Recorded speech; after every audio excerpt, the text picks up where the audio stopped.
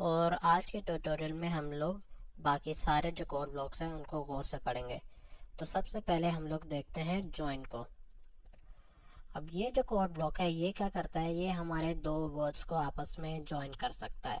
तो इस केस में अगर मैं देखूं तो हमारे पास पहला वर्ड जो है वो एप्पल है और दूसरा वर्ड जो है बनाना है। तो अगर अब मैं इसे क्लिक करूंगा तो मेरे पास एप्पल और बनाना जॉइन हुआ हुआ आ जाएगा। इसी तरह मैं ये जो जॉइन का कोड ब्लॉक है वो दूसरे कोड ब्लॉक्स में भी यूज़ कर सकता हूँ, जैसे से के कोड ब्लॉक में।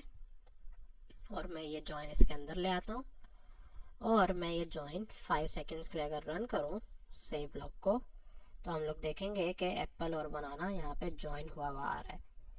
इसी तरह हम लोग सिर्फ दो वर्ड्स को नहीं बल्कि वर्ड्स और वेरिएबल्स को भी जॉइन कर सकते हैं। अब हम लोग सीखेंगे कि वेरिएबल होता क्या है। बेसिकली वेरिएबल करेगा क्या कि वो हमारी कोई वैल्यू स्टोर कर सकता है। तो लेट्स से मैं एक नया वेरिएबल बनाता हूँ, लेट्स से प्रोग्रामिंग लैंग्वेज के नाम का, और मैं ओके प्रेस करता हूँ। तो हम लोग देख सकते हैं कि हमारी स्क्रीन पे एक वेरिएबल आ गया प्रोग्रामिंग लैंग्वेज, जिसकी वैल्यू इस टाइम 0 है। अब लेट्स से मैं इसको सेट करता हूँ अपनी प्रोग्रामिंग लैंग्वेज को किसी एक वैल्यू पे। लेट्स से मैं यहाँ पे लिखता हूँ स्क्रैच, और अगर अब मैं इसे रन करूँ तो हम लोग देखेंगे कि मेरी जो प्रोग्रामिंग लैंग्वेज है उसकी वैल्यू क्या सेट हो गई है, स्क्रैच।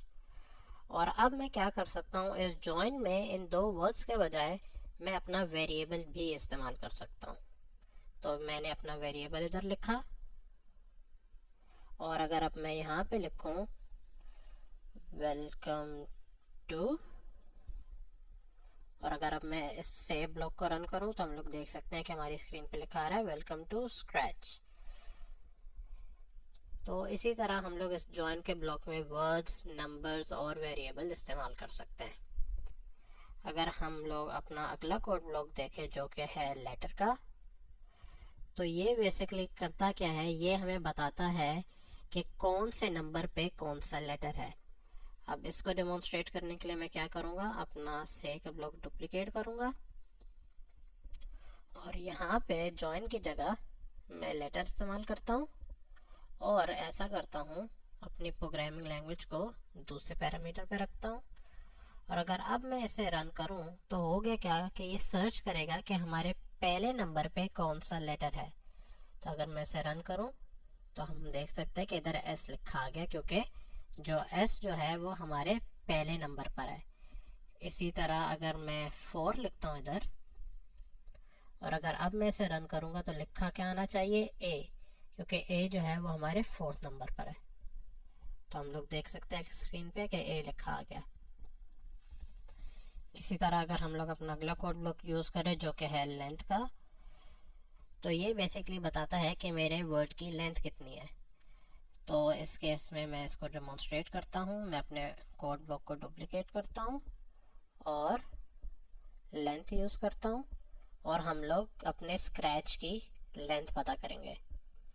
तो इस केस में हम लोग देख सकते हैं कि हमारा जो वर्ड है वो 7 अल्फ़ाबेट्स का है। तो अगर मैं इसे रन करूँ तो यहाँ पे 7 लिखा आ गया, क्योंकि स्क्रैच की लेंथ 7 थी। अगर मैं अपना अगला कोड ब्लॉक देखूँ जो कि कंटेन्स का है, तो बेसिकली कंटेन्स का कोड ब्लॉक मुझे बताता है कि क्या मेरा अल्फ़ाबेट जो है वो उस वर्ड में एग्जिस्ट करता है कि नहीं करता। इसको डेमोन्स्ट्रेट करने के लिए मैं दोबारा अपना कोड ब्लॉक डुप्लीकेट करता हूँ, और मैं यहाँ पे एप्पल की जगह प्रोग्रामिंग लैंग्वेज लिख देता हूँ। और यहाँ पे हम लोग देखेंगे कि क्या ए जो है वो स्क्रैच पे एग्जिस्ट करता है कि नहीं। तो इस केस में हम लोग देख सकते हैं कि 4th लोकेशन पे ए एग्जिस्ट करता है, तो यहाँ पे ट्रू लिखा आ गया। इसी तरह अगर मैं ए की जगह बी कर देता हूँ तो हम लोग देख सकते हैं कि स्क्रैच में बी लेटर नहीं आता। तो अगर मैं इसे रन करूँ तो यहाँ पे स्क्रीन पे फॉल्स लिखा आ गया।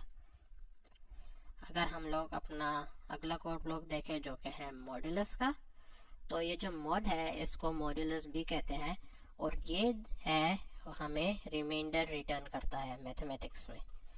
तो हम लोग अगर डिवाइड करना जानते हैं तो लेट्स से मैं डिवाइड करता हूँ 4 को 3 से, तो हमें पता है कि 3 मल्टीप्लाई बाय 1 इज़ 3, तो हमारे पास रिमाइंडर क्या बचा इस केस में 1। तो हम लोग देख सकते हैं कि इसका आंसर 1 आ गया। इसी तरह अगर मैं 3 डिवाइड बाय 5 करता हूँ या 5 डिवाइड बाय 3 करता हूँ, तो हम लोग जानते हैं 3 मल्टीप्लाई बाय 1 3 और 3 मल्टीप्लाई बाय 2 6, तो ये सिर्फ 1 तक जाएगा, तो 5 माइनस 3 2, तो बेसिकली हमारे पास रिमाइंडर जो है वो 2 रह गया। और अगर मैं इसे 6 करता हूँ, तो क्योंकि 3 मल्टीप्लाई बाय 2 6 होता है, तो इस टाइम हमारे रिमाइंडर क्या रहा 0। तो हम लोग देख सकते हैं कि ये जो मॉड्यूलस है वो हमें रिमाइंडर रिटर्न करता है। अगर हम लोग अपना अगला कोड ब्लॉक देखें जो कि है राउंड का, तो राउंड जो है वो हमारे डेसिमल नंबर को राउंड करता है अप या लो।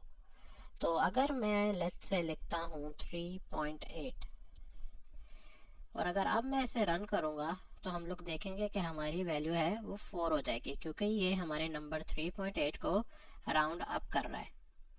इसी तरह अगर मैं 3.2 लिखता हूँ और अगर अब मैं इसे रन करूँ, तो ये देखें ये हमारे नंबर को राउंड डाउन कर रहा है, क्योंकि 3.2 को ये 3 कर रहा है। तो ये राउंड अप तब करेगा जब हमारी वैल्यू जो है वो 0.5 या उससे ऊपर हो गई। तो लेट्स से हमारी वैल्यू 3.5 है और अगर अब मैं इसे रन करूँ तो ये 4 हो जाएगी। इसी तरह लेट्स से हमारी वैल्यू जो है वो 3.4 है और अगर अब मैं इसे क्लिक करूँगा तो हमारी वैल्यू राउंड होके 3 हो जाएगी। अगर हम लोग अपना अगला कोड ब्लॉक देखें जो कि है एब्सोल्यूट ऑफ, इस ABS का मतलब एब्सोल्यूट भी होता है, और एब्सोल्यूट मैथमेटिक्स में करता क्या है, ये हमारे नेगेटिव नंबर को लेता है और उसे पॉजिटिव कर देता है। तो लेट्स से मेरा नंबर है -5 और अगर मैं इसे रन करूं तो हम लोग देख सकते हैं कि हमारा आंसर 5 आया। और लेट्स से हमारा नंबर है ही पॉजिटिव, लेट्स से 5, और अगर अब मैं इसे रन करूं तो हमारा आंसर तब भी 5 ही आएगा। अगर मैं इस कोड ब्लॉक के एरो को क्लिक करूं तो हम लोग देख सकते हैं कि हमारे पास बहुत सारे और भी फंक्शन है और हम लोग इसमें सीखेंगे कि फ्लोर सीलिंग होता क्या है, और बाकी के जो हमारे पास ऑप्शंस हैं वो काफ़ी एडवांस है, क्योंकि ये जो साइन कॉस और टैन है ये मैथमेटिक्स में ट्रिग्नोमेट्री में इस्तेमाल होते हैं और ये काफ़ी एडवांस है, हमें इस टाइम सीखने की ज़रूरत नहीं।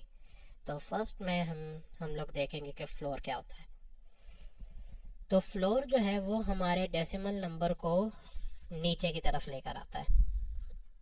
तो लेट्स से मेरे पास एक नंबर है 5.8 और अगर मैं इस 5.8 को फ्लोर करूँगा तो मेरा जो आउटपुट आएगा वो 5 आएगा, क्योंकि ये मेरे डेसिमल नंबर को नीचे की तरफ लेकर आ रहा है और 5.8 का जो राउंड ऑफ है वो 5 होगा। पर हम लोगों ने राउंड के कोड ब्लॉक में देखा था कि अगर मैं 5.8 लिखूं तो राउंड होके ये 6 हो जाएगा। तो हम लोग ये देख सकते हैं कि राउंड में और फ्लोर में फ़र्क क्या है। राउंड जो है वो इस टाइम 6 हुआ, पर फ्लोर जो है वो इस टाइम 5 हुआ।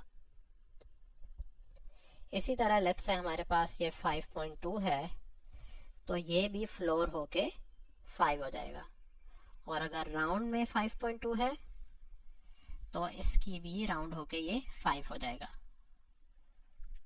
इसी तरह अगर हम लोग अपने सीलिंग को देखें तो सीलिंग जो है वो बिल्कुल ऑपोजिट है फ्लोर के। सीलिंग जो है वो हमारे नंबर को ऊपर की तरफ लेकर जाता है। तो लेट्स से इस टाइम हमारा नंबर है 5.2 और अगर मैं इसे रन करूं तो मेरा नंबर 6 हो जाएगा आउटपुट इसका। इसी तरह जो हमारा राउंड था वो अगर 5.2 था तो हमारा नंबर 5 रहा।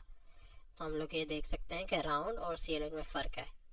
इसी तरह अगर हमारा नंबर 5.8 है तो ये तब भी सीलिंग होके 6 ही रहेगा, और अगर राउंड अगर 5.8 है तो ये भी 6 ही रहेगा।